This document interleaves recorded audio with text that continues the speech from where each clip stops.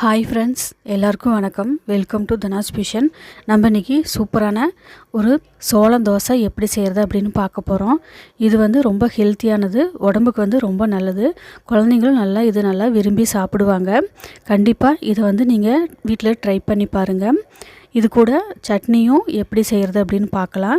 இப்போ தான் நம்ம சேனலுக்கு வரீங்கன்னா சப்ஸ்கிரைப் பண்ணிட்டு பாருங்கள். இப்போது வாங்க வீடியோக்குள்ளே போகலாம். இப்போ இதுக்கு இந்த சோள தோசை செய்கிறதுக்கு ஒரு மிக்சிங் பவுல் எடுத்துக்கோங்க. அதுக்கு அளக்கிறதுக்கு கப்பு இல்லைன்னா ஏதாச்சும் ஒரு டம்ளரோ எடுத்துக்கோங்க.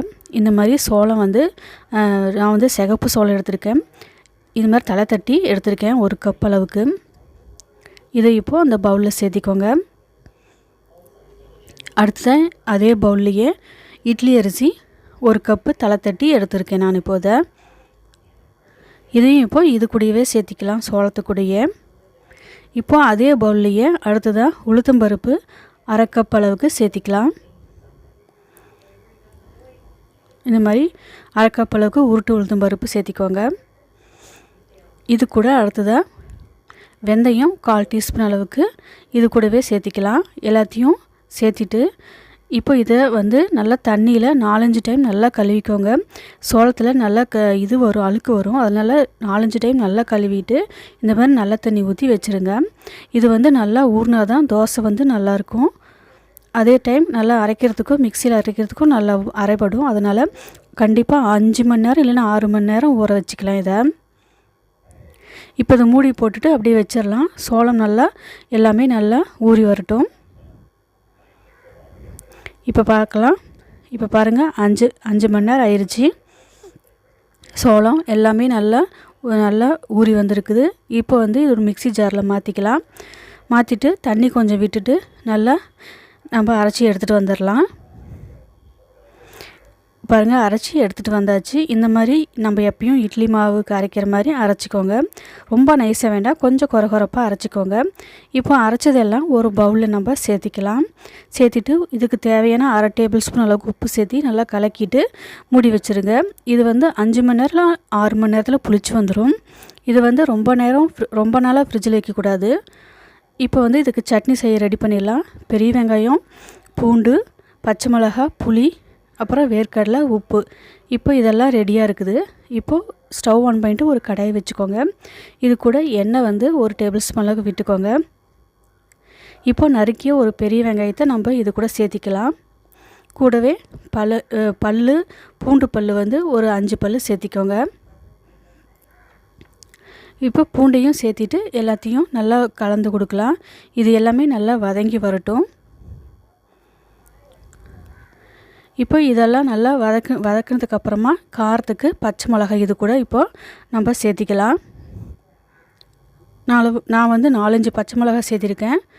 நீங்கள் உங்கள் காரத்துக்கு தகுந்த மாதிரி பார்த்து சேர்த்திக்கோங்க. கூடவே புளியும் சேர்த்திக்கோங்க. இந்த சட்னிக்கு தேவையான உப்பு 1/2 டேபிள் ஸ்பூன் அளவுக்கு சேர்த்திக்கோங்க.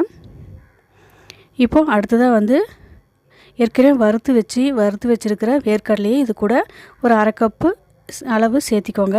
சேர்த்திட்டு எல்லாத்தையும் நல்லா வதக்குங்க. இப்போ எல்லாமே நல்லா வதங்கி வந்துருச்சு. இப்போ இதை ஒரு பிளேட்டில் எடுத்து வச்சிடலாம், நல்லா ஆறட்டும்.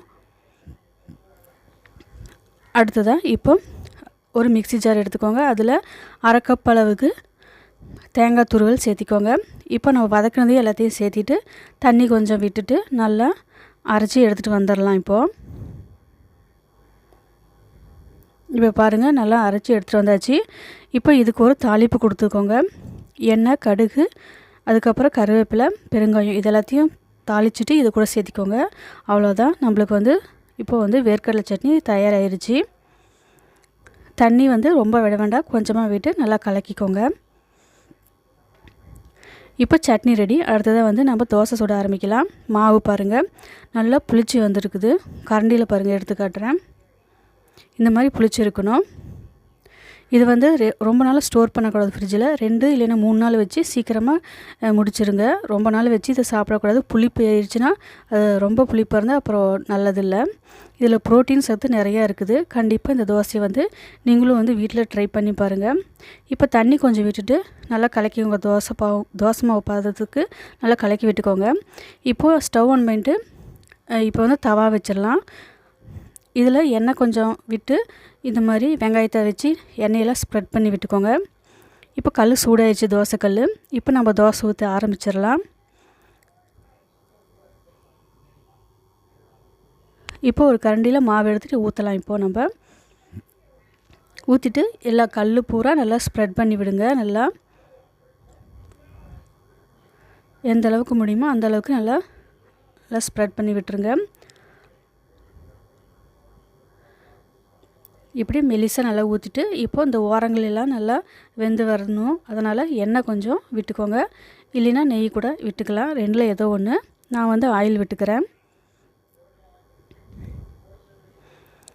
இப்போ இதெல்லாம் கிறிஸ்பியாக நல்லா வெந்து வரட்டும். அடுப்பு வந்து மீடியம் ஃப்ளேம்லேயே வச்சு நல்லா வேக வச்சுக்கலாம். இப்போது ஒரு நல்லா வெந்துருச்சு. இப்போது அடுத்த பக்கம் திருப்பி போட்டுக்கலாம். நம்ம திருப்பி போட்டு ஒரு 30 செகண்ட் இருந்தால் போதும். இப்போ இதை வந்து பிளேட்டில் நம்ம எடுத்து சர்வ் பண்ணிடலாம்.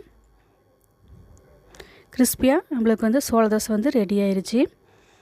இதே மாதிரி அடுத்த தோசையும் இதே மாதிரி நம்ம ஊற்றிக்கலாம். இப்போது பாருங்கள், இதே மாதிரி நல்லா மெலிசாக ஊற்றிட்டு அதுக்கப்புறம் எடுத்து திருப்பி போட்டுட்டு வேக வச்சுட்டு நம்ம பிளேட்டில் இப்போ சர்வ் பண்ணிடலாம். சூப்பராக நம்மளுக்கு இப்போ வந்து சோள தோசை ரெடி ஆயிடுச்சு.